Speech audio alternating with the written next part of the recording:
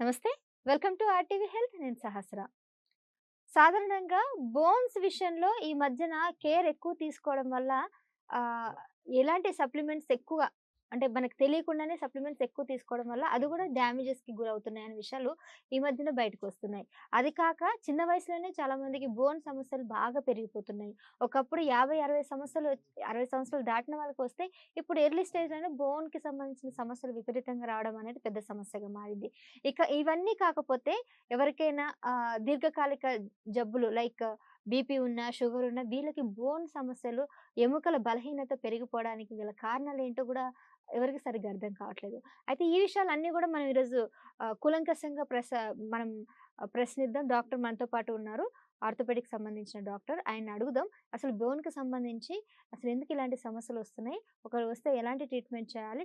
తీసుకున్న తర్వాత ఎలాంటి జాగ్రత్తలు తీసుకోవాలనే విషయాలన్నీ గూడా డాక్టర్‌ని అడిగే తెలుసుకుందాం. మరి ఈ విషయాలు మనకి తెలియజేయడానికి ప్రస్తుతం మనతో పాటు ఉన్నారు doctor Pavan Kumar, MPT orthopaedic అలాగే physiotherapy, founder of Pavan health care.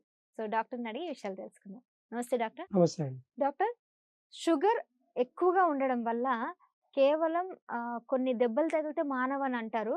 అవి కాకుండా బోన్‌కి ముఖ్యంగా ఎముకల బలహీనత గూడా షుగర్ వల్ల ఒక రీజన్ అంటున్నారు. అది వాస్తవమేనా? అవును. అది నిజమే. వీళ్ళకేంటంటే మోస్ట్‌లీ నేను చూసేవాళ్ళు షుగర్ నా దగ్గరకొచ్చే కేసెస్‌లో ఫ్రోజన్ షోల్డర్ ఎక్కువొస్తుంటారు. ఆ ఫ్రోజన్ షోల్డర్ కూడా ఎలా వస్తారంటే మామూలుగా రిస్ట్రిక్టెడ్ అయ్యి సివియర్‌గా క్యాప్సూల్ డ్యామేజ్ అయ్యి డీజనరేషన్ వరకి సివియర్ ఉన్న వాళ్ళే వస్తారనమాట. అంటే అన్ని చోట్లకి తిరిగిన తర్వాత వస్తారు.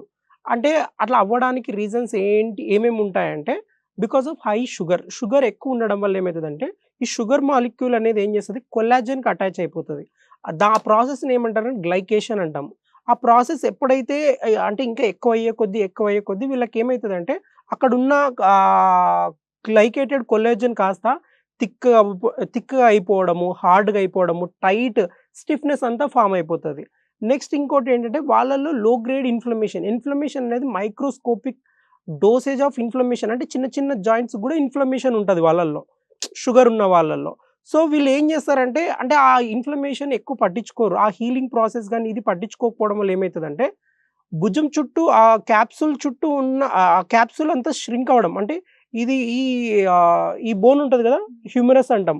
ఆ హ్యూమరస్ హెడ్ పైన ఒక క్యాప్సూల్ ఉంటది. ఆ క్యాప్సూల్ ఏమైతది మెల్లిగా ష్రింక్ అవ్వడం స్టార్ట్ అయితది.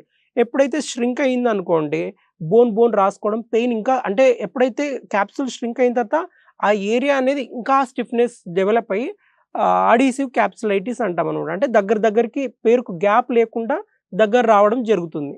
నెక్స్ట్ ఇంకోటేంటంటే వీళ్ళలో అంటే బ్లడ్ సప్లై అనేది ఉంటది. చాలా బ్లడ్ సప్లై ఉంటది. అసలెందుకు బ్లడ్ సప్లై ఉంటదంటే, బికాస్ ఆఫ్ సేమ్ షుగరే ఎక్కువుండడము, ఆ మోతాదుకి మించిన యాక్టివిటీ లేకపోవడము, సెడెంటరీ లైఫ్ స్టైల్ బతకడము.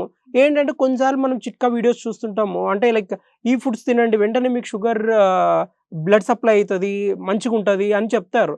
అసలుకి మీరు ఏం తీసుకోకపోయినా ప్రాపర్ మూవ్‌మెంట్ లేకపోతే బ్లడ్ సప్లై అనేది స్లో అయ్యి, మీరు ఏం ఫుడ్స్ ఇచ్చినా సరే న్యూట్రిషన్‌ని అక్కడి దాకా చేర్చదనమాట. సో, ఆక్సిజన్ సప్లై ఉండదు. ఇవన్నీ జరుగుతది because of blood supply. Next వచ్చేసి నర్వ్ ఇన్వాల్వ్‌మెంట్ ఉన్నిందనుకోండి, ప్రొటెక్టివ్స్ అంటే కొద్దిగా పెయిన్ సెన్సిటివ్ ఉన్నిందనుకోండి, ఇంకా ఎక్కువ స్టిఫ్‌నెస్ అనేది ఎక్కువుంటదనమాట. నర్వ్ ఇన్వాల్వ్‌మెంట్ ఉంటది. దాన్నే డయాబెటిక్ న్యూరోపతి అంటామనమాట. నెక్స్ట్ ఏమైతదంటే ఈ ఈ లైఫ్ స్టైల్ మోడిఫికేషన్స్ చేసుకుంటే మనం త్వరగా దీని నుంచి అంటే ఇంకా ఎక్కువ శాతము ఇన్‌ఫ్లమేషన్ బాడీలో అంటే లైక్ రిపేర్ సిస్టమ్ మన దాంట్లో వీకెండ్ ఇమ్యూన్ సిస్టమ్ గాని, రిపేర్ సిస్టమ్ వీక్‌గా ఉన్నా సరే మనకి ఫ్రోజన్ షోల్డర్ ఇంకా హై ఛాన్సెస్ ఉంటది.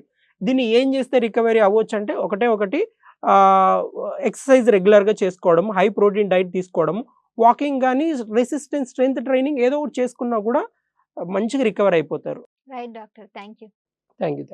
చూసారు కదండీ!